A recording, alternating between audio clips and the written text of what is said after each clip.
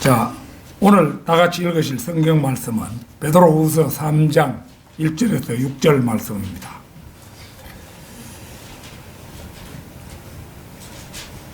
다 찾으신 줄 알고 받들어 읽겠습니다.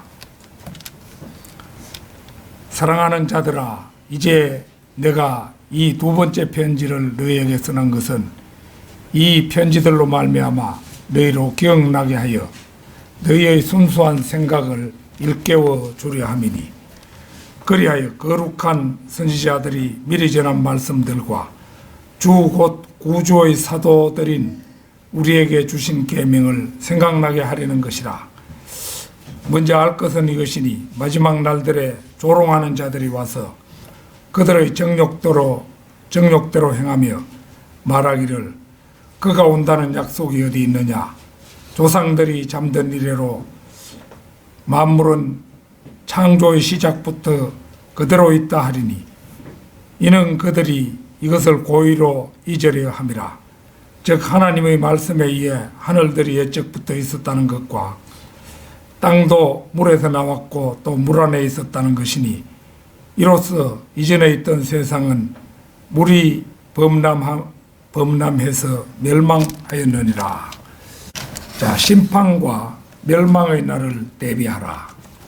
심판과 멸망의 날을 대비하라. 이런 제목으로 말씀을 드리겠습니다.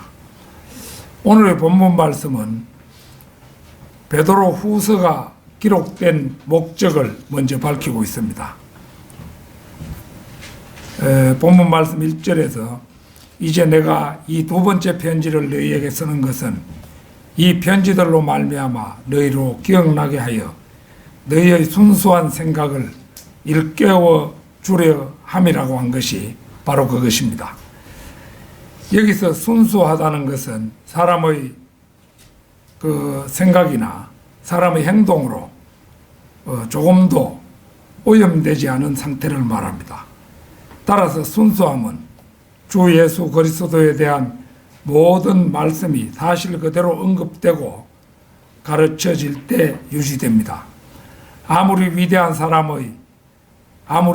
말이나 위대한 가르침이나 행동일지라도 그것이 하나님의 말씀과 주 예수 그리스도에 관련된 것이 아니면 그 말이나 가르침이나 행동이 우리에게 순수한 생각을 불어넣어 주지 못합니다. 따라서 여기서 말하는 순수한 생각은 거룩한 선지자들이 이미 전한 말씀들과 주 곧 구주의 사도들인 우리에게 주신 계명임을 밝히고 있습니다. 거룩한 선지자들이 미리 전한 말씀이란 선지자들의 말이 아니라 선지자들이 전해준 하나님의 말씀들, 곧 성경을 말합니다. 이것은 사람의 생각이나 사람의 의견이나 사람의 뜻에서 나온 말이 아니라 거룩한 선지자들이 성령으로 감동을 받아 말한 하나님의 말씀들입니다. 따라서 베드로는 자신이 지금 쓰고 있는 이 서신서를 통해서 하나님의 거룩한 사람들이 성령으로 감동을 받아 기록해 놓은 하나님의 말씀들을 우리에게 환기시킴으로써 순수한 생각이 일깨워지기를 기대하고 있는 것입니다. 심판과 멸망의 날을 대비하라. 첫째는 마지막 날들에 조롱하는 자들이 와서 그들의 정욕대로 행한다는 것입니다. 오늘 본문 말씀 3절에서 먼저 알 것은 이것이니 마지막 날들에 조롱하는 자들이 와서 그들의 정욕대로 행하며, 여기서 마지막 날들은 기본적으로는 대환란 때를 가리킵니다. 그러나 영적으로 적용해 볼 때 교회 시대가 마감되어 가고 주 예수 그리스도의 재림이 한결 가깝게 된 지금, 이때가 마지막 날들이라 불리기에 매우 적절한 때입니다. 세상 사람들 대부분은 세상이 점점 좋아진다고 하면서 마지막 날들이 임박했다 말해도 비웃기가 일쑤입니다. 따라서 이 시대는 성경에 비추어 볼 때 조롱하는 자들로 가득 찼다 해도 과언이 아닙니다.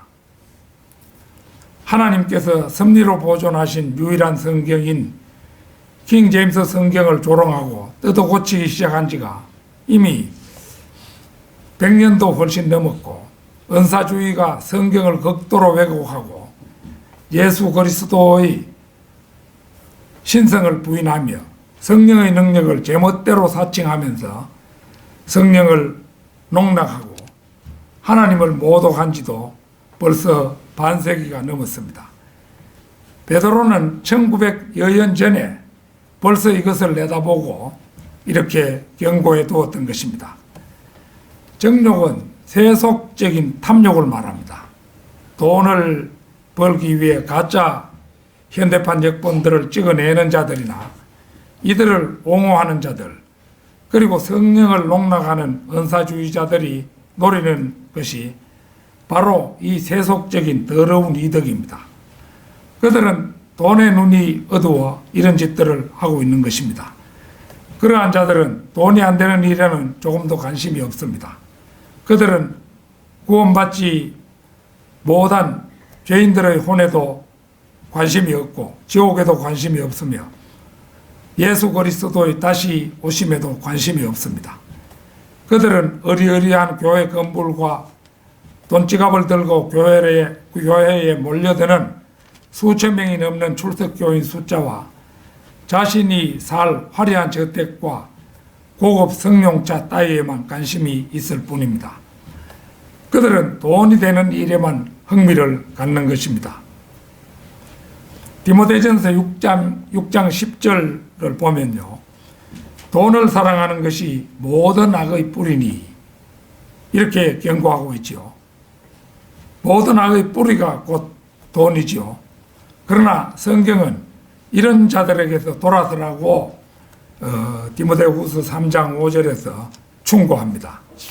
자신의 정욕대로 행하는 자들의 종착역은 멸망이기 때문입니다. 심판과 멸망의 날을 대비하라. 두 번째는 자신의 정욕대로 행하는 자들이 그가 온다는 약속이 어디 있느냐 이렇게 말한다는 것입니다.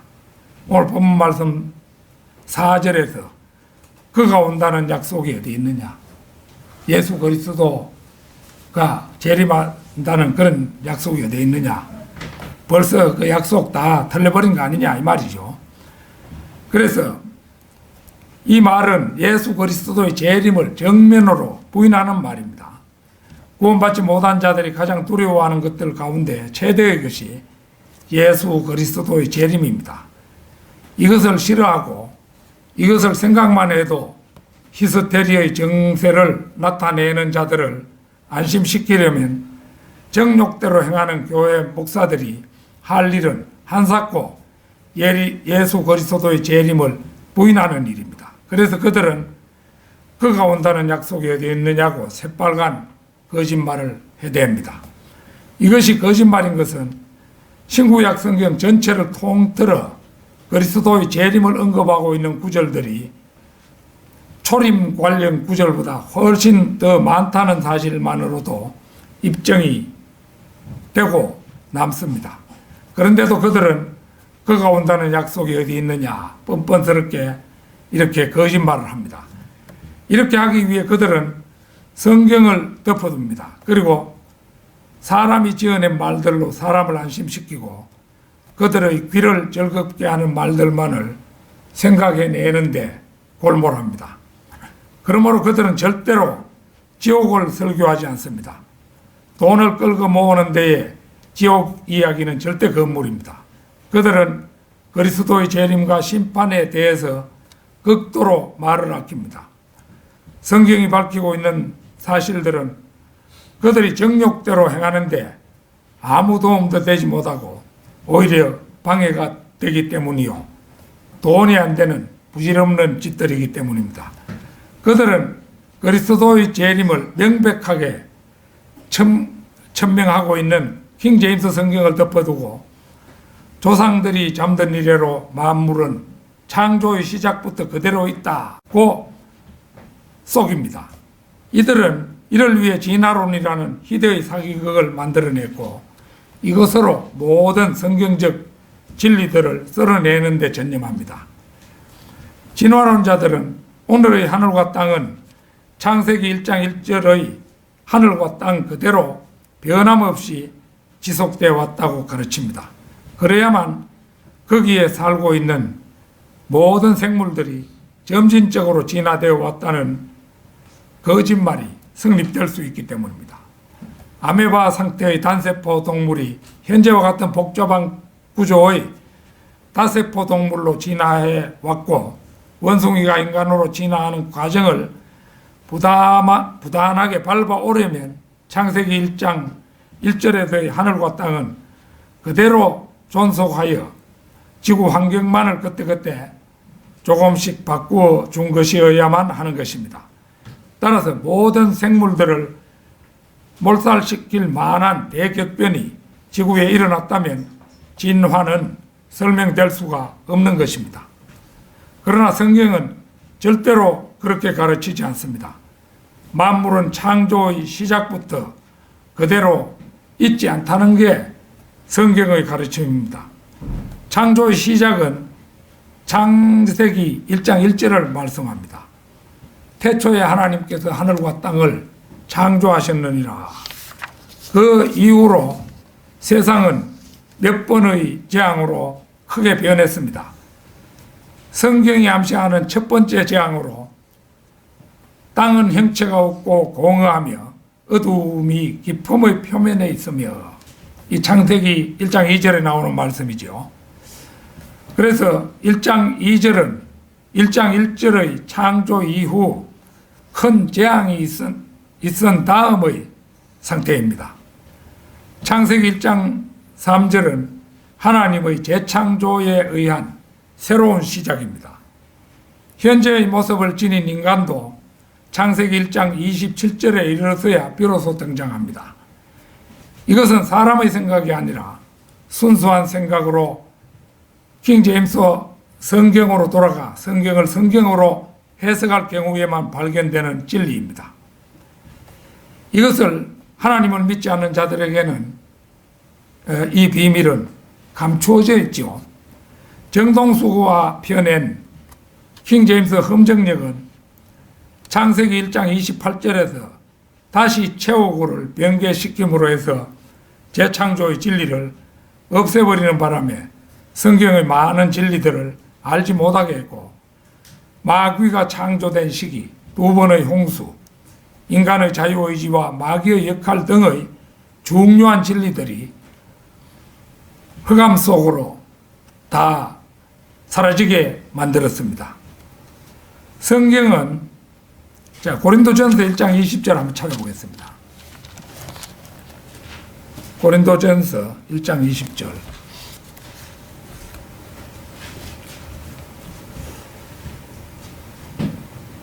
지혜 있는 자가 어디 있느냐? 학자가 어디 있느냐? 이 세상의 변론가가 어디 있느냐? 하나님께서 이 세상의 지혜를 어리석게 만드신 것이 아니냐? 이렇게 구원받지 못한 현대인들을 이제 하나님이 힐난하시는 거죠. 자, 고린도전서 2장 9절도 한번 보겠습니다. 2장 9절.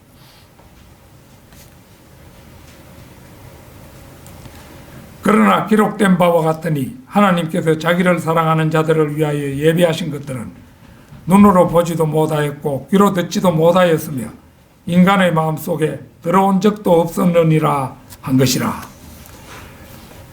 성경은 이렇게 잘라서 말씀하고 있죠. 성경에 나타난 진리들은 구원받고 그리스도의 생각을 갖게 된 그리스도인들만이 발견하고 분별할 수 있다고 성경은 가르칩니다. 바로 그대로입니다. 세상 사람들은 이 진리를 깨우치지도 믿지도 못하는 것입니다. 또한 그러기에 성경대로 믿는 사람들의 믿음이 그만큼 귀한 것입니다. 심판과 멸망의 날을 대비하라. 셋째는 조롱하는 자들이 진리를 잊으려 한다는 것입니다. 즉 그들은 즉 하나님의 말씀에 의해 하늘들이 예적부터 있었다는 것과 땅도 물에서 나왔고 물 안에 있었다는 것이니, 이 말씀은 창세기 1장 2절의 상황을 말하는 것인데 창세기 6장의 상황으로 본다는 것입니다. 이것이 창세기 1장 2절의 상황이라면 물은 깊음을 말합니다. 땅은 형체가 없고 공허하며 어두움이 깊음의 표면에 있으며 하나님의 영은 물들의 표면에서 거니시더라. 이 창세기 1장 2절 말씀의 서술이죠. 여기서 깊음은 유리바다로 일컬어지는 우주 자체를 담고 있는 거대한 용기를 말합니다. 창세기 1장 1절에서 최초로 창조되었던 원래의 지구는 창세기 1장 2절의 대재앙 때에 거대한 깊음의 물속에 잠겼다가 창세기 1장 3절 이후에 그 물에서 다시 나와 현재의 이치로 옮겨졌습니다. 따라서 현재의 지구는 천문학적 위치로 볼 때 최초의 위치와는 다른 별자리에 놓이게 되었습니다. 현재 지구의 위에는 대기층이라 불리는 지구의 하늘이 있고 대기층 바깥 너머에 우주의 공간이라 불리는 그런 하늘이 있죠. 대기층은 첫째 하늘이고 우주 공간은 둘째 하늘입니다. 또 그 너머에 하나님이 계시는 셋째 하늘이 있습니다. 그래서 이제 성경의 서술은 하늘들 이렇게 표현하는 거죠.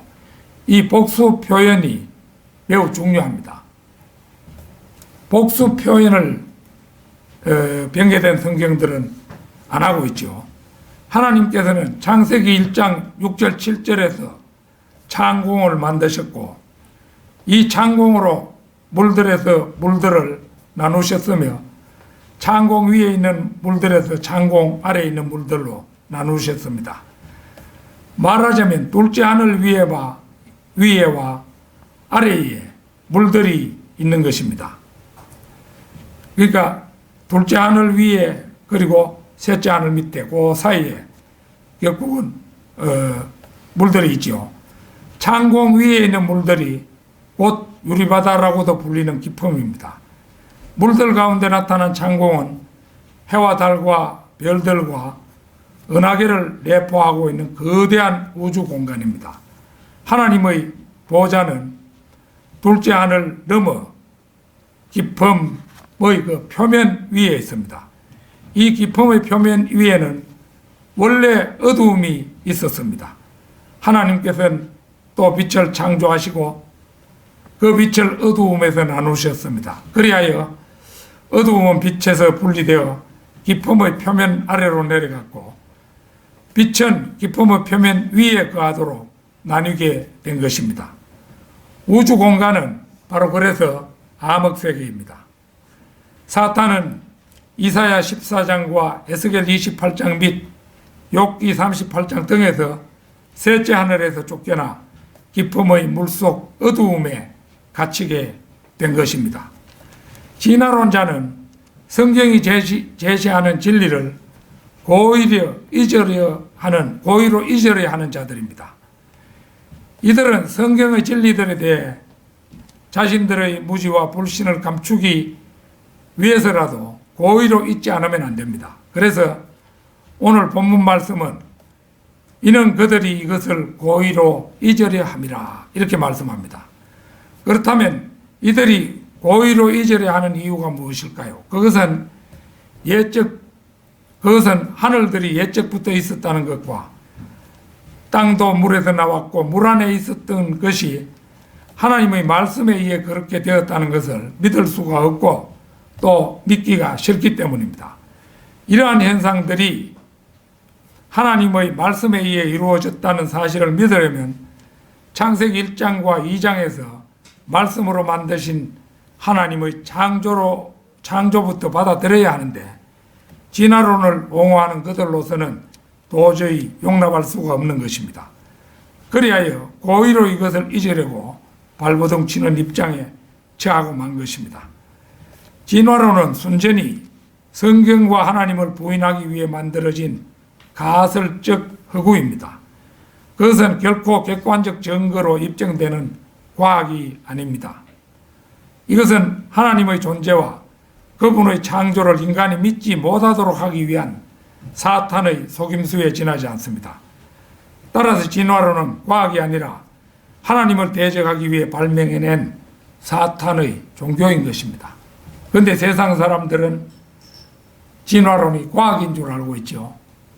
또 학교에서도 생물학 같은 데서 진화론이 기정사실인 것처럼 그렇게 가르치고 있죠. 그래서 일단 학교 교육을 받게 되면 진화론의 신봉자가 쉽게 되어버리는 것입니다. 심판과 멸망의 날을 대비하라. 넷째는 6절의 범람이 노아 홍수를 가리킨다는 그들의 주장입니다. 그러나 그것은 천부당 만부당한 주장입니다. 여기서 말하는 범람은 어디까지나 이전 창세기 1장 2절의 사건을 말합니다. 창세기 6장의 홍수 때에는 하늘들은 아무런 변화가 없었습니다. 그러니까 지구에 높은 산들이 묻히는 그 정도의 홍수만 일어났고 그 위에 하늘과 첫째 하늘과 둘째 하늘은 그대로였습니다. 그래서 창세기 6장의 홍수 때에는 하늘들은 아무 변화가 없었습니다. 다시 말해서 노아의 홍수 때에는 둘째 하늘의 은하계나 우주의 성운들에 무슨 변화가 있었다는 조짐이나 언급은 어디에도 나타나지 않습니다. 땅에서만 홍수가 있었고 따라서 변화는 땅에서만 있었던 것입니다. 자, 오늘 본문 말씀 6절은 이로써 이전에 있던 세상은 물이 범람해서 멸망하였느니라. 멸망하였느니라고 언급하는 것은 창세기 1장 1절에서 창조되었던 원래의 세상이 그 이후 어떤 대재앙으로 말미암아 멸망하였음을 전하는 말씀입니다. 따라서 지구의 현재 환경이나 지상의 생물들은 최초의 창조가 아니라 창세기 1장 3절 이후의 재창조에 의하여 이루어진 것입니다. 이 구절은 이전에 있던 세상이나 멸망이라는 의의를 통하여 최초의 세상에 하나님의 아들들에 의한 모종의 문명이 존재하고 있었음을 암시합니다. 창세기 1장 1절에서 창조되었던 지구는 아마도 하나님의 보좌가 있는 유리바다 위에 있었을 것입니다. 그러던 것이 대재앙과 함께 유리바다의 심령 속에 지구가 가라앉아 버렸고 이 심년의 표면은 어두움이 표면에 이제 존재했던 거죠. 우주의 대폭발과 함께 하나님으로부터 아주 멀리 떨어져 나와서 지금 현재의 위치로 옮겨졌을 것으로 추정을 합니다. 그렇기 때문에 현재의 지구는 최초에 창조되었을 당시와는 대기도 다르고 기상 조건도 달라졌으며 지구 환경이나 지상의 형태 등이 판이하게 달라졌을 게 분명합니다. 그럼에도 불구하고 과학자들이나 진화론자들은 만물은 창조의 시작부터 그대로 있다고 뇌가르기를 주저하지 않습니다. 이것을 베드로 사도는 성경의 진리를 잘 알고 있으면서도 이것을 고의로 잊으려 함이라고 지적하고 있는 것입니다. 자신들의 진화론을 계속 주장하기 위해서는 대기권이나 지구 환경이 변화해서는 안 되기 때문입니다. 진화론은 19세기에 제기되어 20세기를 거쳐 오늘에 이르기까지 인간이 꾸며낸 최대의 사기극입니다. 입증 불가능한 창조를 입증 가능한 과학으로 도저히 설명할 수 없기 때문에 그들은 입증 불가능한 과학을 하나 고안해 냈는데 그것이 바로 진화론입니다. 진화론은 입증 불가능한 과학입니다. 따라서 진화론은 궁극적으로 과학이 아니지요. 세상에 입증 불가능한 과학은 있을 수가 없기 때문입니다. 결론적으로 하나님은 지혜와 지식의 근본이신 분입니다. 또한 하나님의 말씀은 비록 사람이 기록했지만 하나님의 지혜와 지식이 100% 반영된 기록입니다. 베드로는 무식한 갈릴리 직업 어부였습니다. 그러나 그가 기록한 베드로 후서는 하나님의 놀라운 지혜와 지식으로 가득 차 있습니다. 이는 베드로가 자신의 생각을 기록한 것이 아니라 전적으로 하나님의 계시를 기록했음을 보여주는 증거입니다. 세상의 지성인들이나 과학자들 그리고 대다수의 기독교인들이 가진 우주 지식은 보잘것이 없습니다. 그들은 결코 성경을 읽으면서도 기쁨 하나를 절대로 이해하지 못합니다. 정동수가 똑똑한 채 해도 교수라고 하면서 정동수 그 사이트를 보면은 십몇만 건 나오는 것도 있고 조회수가 몇만 건은 예사로 나옵니다. 그러니까 세상 사람들이 그 교수고 목사라 이러니까 그 들어보니까 솔깃해지거든요. 그래서 우리 성경대로 믿는 사람들의 그런 사이트하고는 비교가 안 될 정도로 세상 사람들의 사랑을 받는 것을 볼 수가 있습니다. 그러니까 이제 이 정동수가 똑똑하지만은 기품을 절대 이해하지 못하는 거예요. 기품 하나를 이해하면 많은 것들이 풀리는데 그것을 그들은 모르고 있는 것입니다. 그리하여 마침내 자신들이 겨우하는 지식 가운데서 기품을 수증기가 변하여 된 구름 정도로만 생각합니다.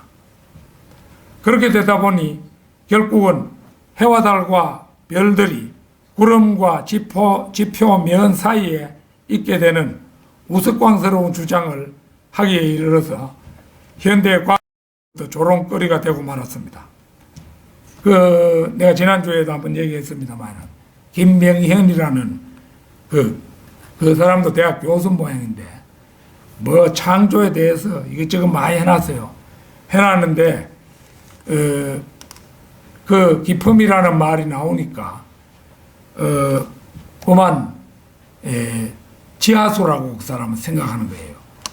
하늘에 이제 수증기로 떠 있는 구름에서 비가 내리고 그 다음에 지하세계에 있던 그 물이 솟아올라 와가지고 노아의 홍수를 일으켰다.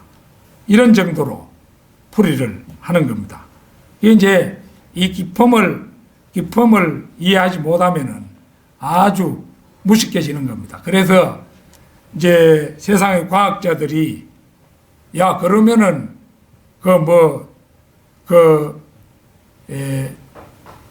결국은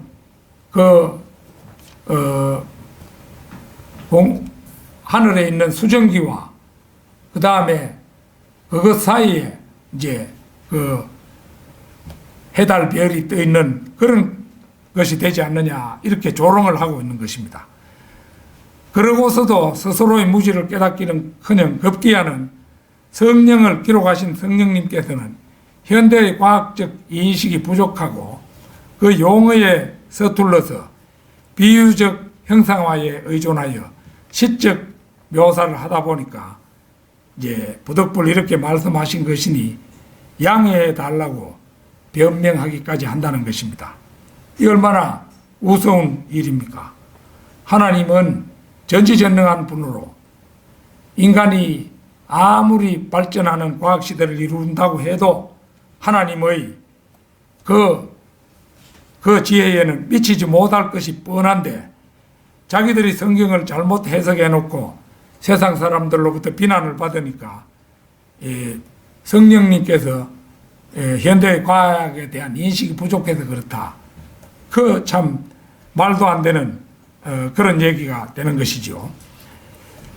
그러나 인간의 지혜와 과학과 모든 지식을 처음부터 다 가지시고 나누어 주셨을 뿐만 아니라 또 통제하시는 전지전능하신 분이 현대 과학자들에게 조롱거리가 되어야 한다는 것은 발상 자체가 어불성설입니다. 어디까지나 신학자 스스로가 엄청난 하나님의 지식에 무지하여 비롯된 사태이기 때문입니다. 성경은 이미 먼 미래의 멸망을 예고해 두고 있습니다. 오늘의 본문 말씀 바로 뒤 7절 한번 보겠습니다.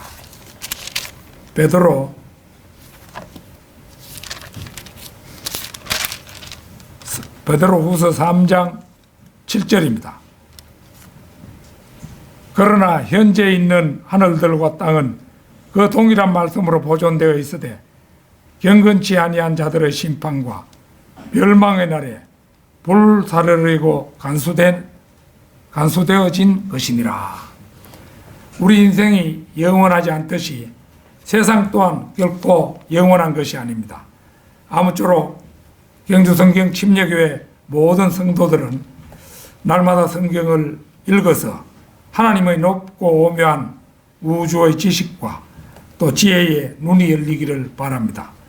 그리하여 현대 과학도 따르지 못하는 지식을 소유하여 마지막 때에 있을 심판과 멸망에 대비하는 성도 여러분이 되시기를 진심으로 바랍니다. 다 같이 기도드리겠습니다.